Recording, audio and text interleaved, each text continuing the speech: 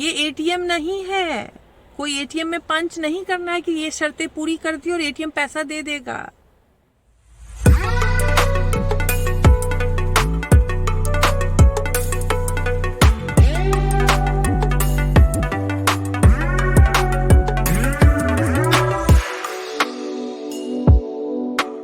आज का टॉपिक है मैनिफेस्टेशन आखिर होता कैसे।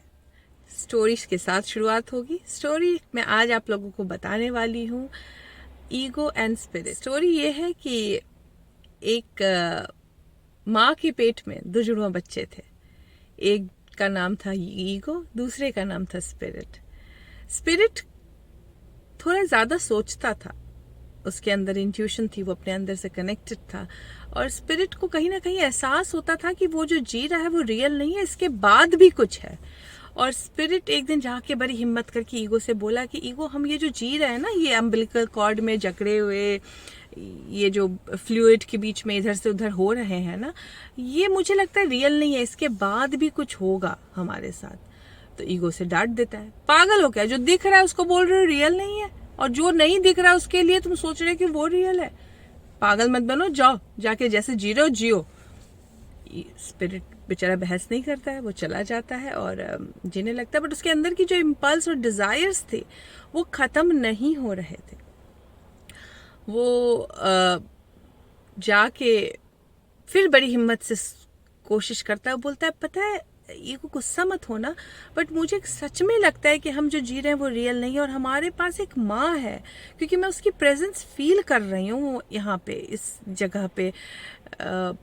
पता नहीं, वो दिखती नहीं है, फिजिकल फॉर्म में नहीं है, बट कोई माँ तो जरूर है जिसका प्रेजेंस मैं, मतलब I could feel the presence.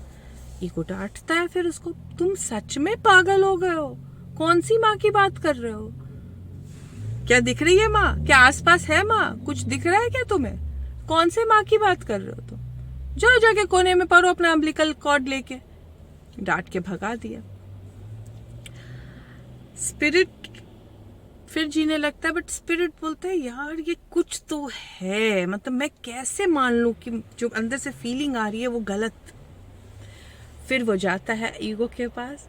Ego बोलता है यार मुझे लगता है एक बड़ी सी लाइट आएगी हमारे पास और हम ट्रांसेंड होंगे एक दूसरे वर्ल्ड में। मेरी बात मानो, ये रियल नहीं है। ये जो कठिनाइयाँ हम फील कर रहे हैं ना इस लिक्विड में, इस बड़ी छोटी सी जगह में ऐसे ऐसे करके जो जी रहे हैं ना, ये रियल नहीं है। इससे कंफर्टेबल लाइफ है इसके आगे जो हमें पता नहीं है।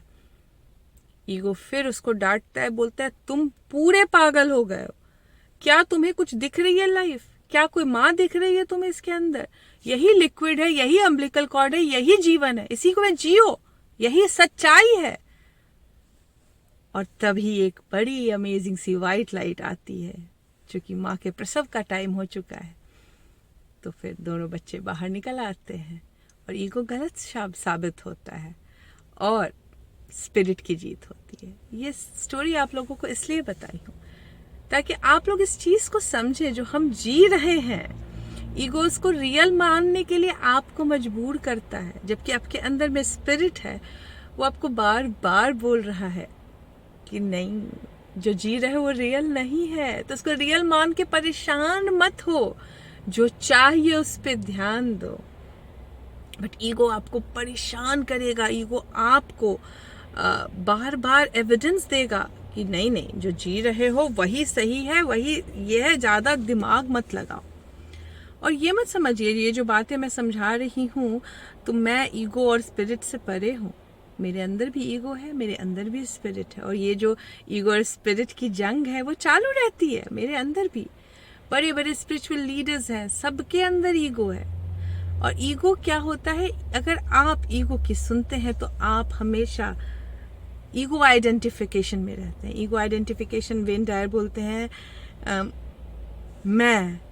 मुझे ये चाहिए, मेरे पास ये होना चाहिए, मेरे पास ये मिलना चाहिए, मुझे ऐसा होना ही चाहिए। और पूरे दिन ईगो आपको मैं करके परेशान रखता है। ये मैनिफेस्टेशन होना ही चाहिए।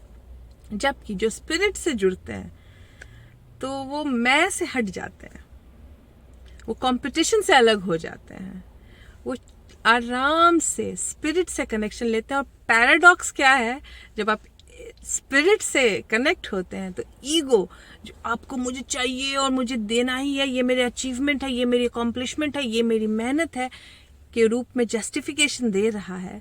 जो चीज़ आपको मैनिफेस्ट करने में बाधाएं बन रही है, जब आप स्पिरिट से कनेक्शन लेते हैं तो आप पैराडॉक्स ये है कि जो चाहिए वो आराम से मिलना शुरू हो जाता है। लेकिन लोग क्या होते हैं, लोग खुद को ऊपर वाले से अलग समझते हैं। लोग खुद को समझते ही नहीं है कि उनके अंदर ही वो क्रिएटिव फोर्स है जो ये वर्ल्ड बनाती है।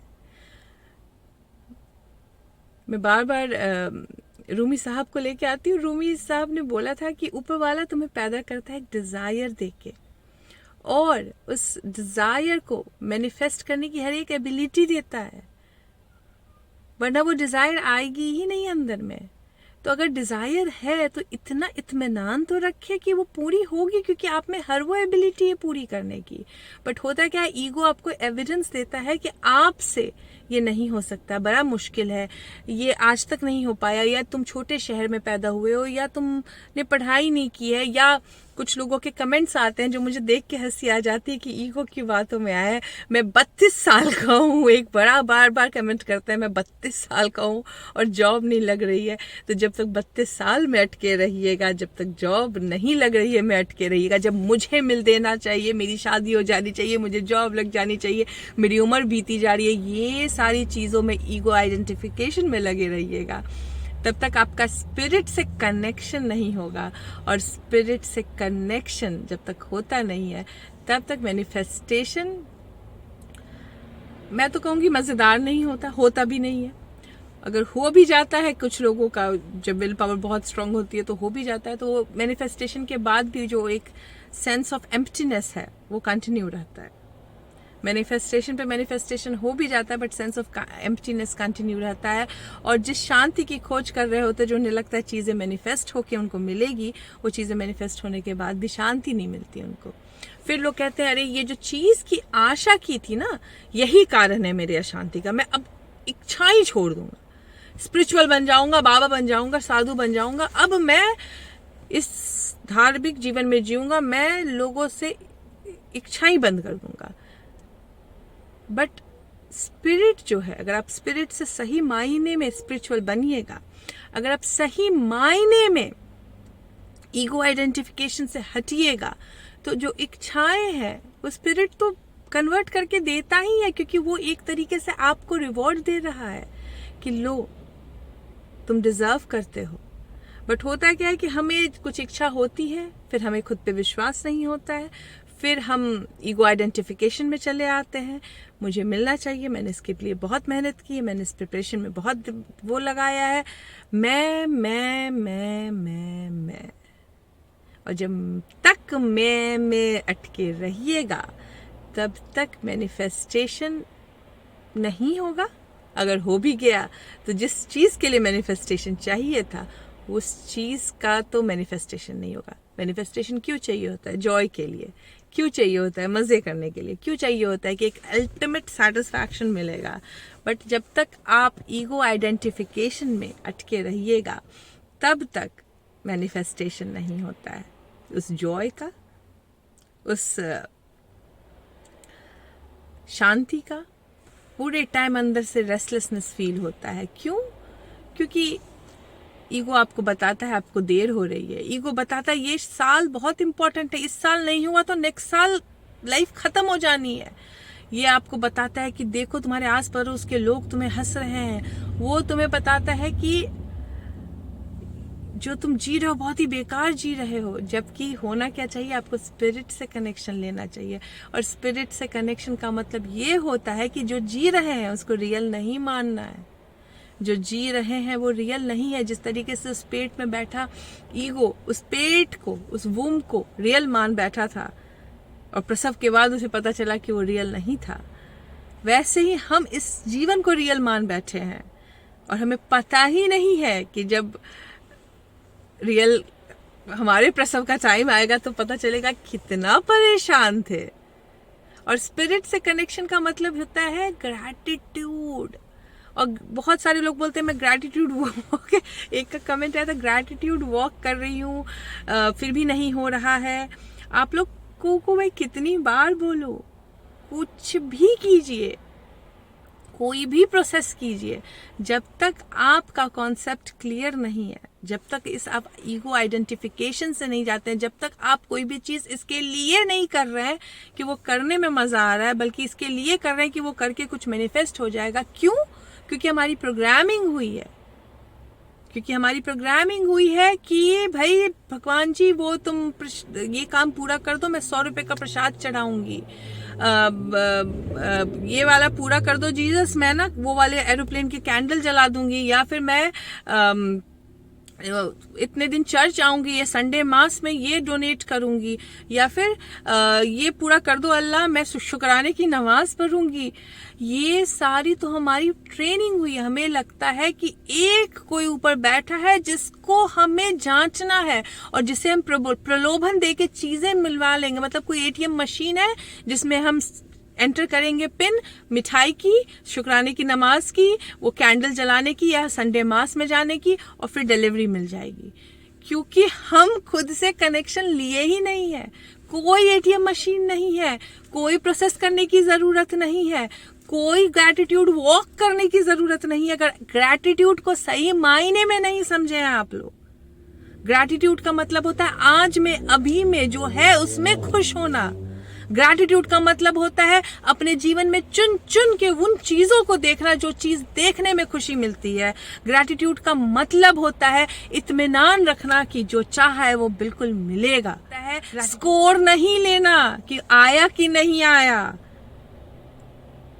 तो जब तक इन चीजों में हम परेशान रहेंगे, तब तक हर मैनिफेस्टेशन के पीछे मेहनत करनी पड़ती है, हर मैनिफेस्टेशन के पीछे लिखना पड़ता है, हर मैनिफेस्टेशन के पीछे thank you thank you thank you बोलना पड़ता है, जबकि नहीं करना पड़ता है। मेरे हर मैनिफेस्टेशन सिर्फ सोचने से होते हैं, और हर मैनिफेस्टेशन में एक जेस्टेशन पीरियड होता है जिसका मुझे इत्मीनान होता है, परेशान नहीं होती हूं मैं। और आप लोगों से भी ये बोल रही हूं कि परेशान नहीं होइए, क्योंकि जब तक आप परेशान होते रहेंगे तब तक मैनिफेस्टेशन हो भी जाएगा तो वो आनंद नहीं देके जाएगा जिसकी तलाश में आप वो मैनिफेस्ट करना चाह रहे हैं। जॉब मिल भी जाएगा तो ऑफिस में जाइएगा तो वहां पे कलीग्स परेशान करेंगे, बॉस परेशान करेंगे, या फिर वो सैलरी उतनी नहीं मिलेगी जितनी चाहिए थी। शादी हो भी जाएगी मनपसंद लाइफ पार्टनर से तो वो परेशानी आपको सास ससुर रिश्तेदार या फिर उस लाइफ पार्टनर के रूप में मिलनी शुरू हो जाएगी। अगर आपको वो पैसे मिल भी जाएंगे तो बीमारी या किसी और वे में परेशानी आ जाएगी, क्योंकि अलाइनमेंट में तो आना सीखा ही नहीं, स्पिरिट से कनेक्शन लिया ही नहीं, ईगो आइडेंटिफिकेशन से बाहर निकले ही नहीं, और आज जो जी रहे उसको रियल समझ बैठे हैं। रियल कुछ नहीं है, जो चाहिए वो मिलेगा, क्योंकि हर चीज पॉसिबल है। लेकिन परेशान नहीं होना है, परेशान नहीं होना है कि कब आएगा, परेशान नहीं होना है कि मैं ये ठीक से कर रही हूं कि नहीं कर रही हूं, परेशान नहीं होना है कि ये कब आएगा। एक अंदर के गाइडेंस से कनेक्ट होना है। लोग परेशान होते हैं मेरा लाइफ पर्पस नहीं मिल रहा है। जो जिस चीज की डिजायर है वही आपका लाइफ पर्पस है, वरना वो डिजायर आप में आएगी ही नहीं। डिजायर है तो आएगी। ये आज नहीं आई, कल नहीं आई, परसों नहीं आई वाले जो स्कोर है ये हमारा स्पिरिट नहीं लेता है, हमारा ईगो लेता है।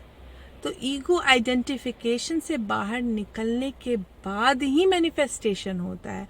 कुछ अफर्मेशन, विजुअलाइजेशन, ग्रैटिट्यूड वॉक सब हेल्प करता है, लेकिन जब तक इस बेसिक कॉन्सेप्ट को नहीं समझेंगे ये सारी चीज़ें काम नहीं करती है।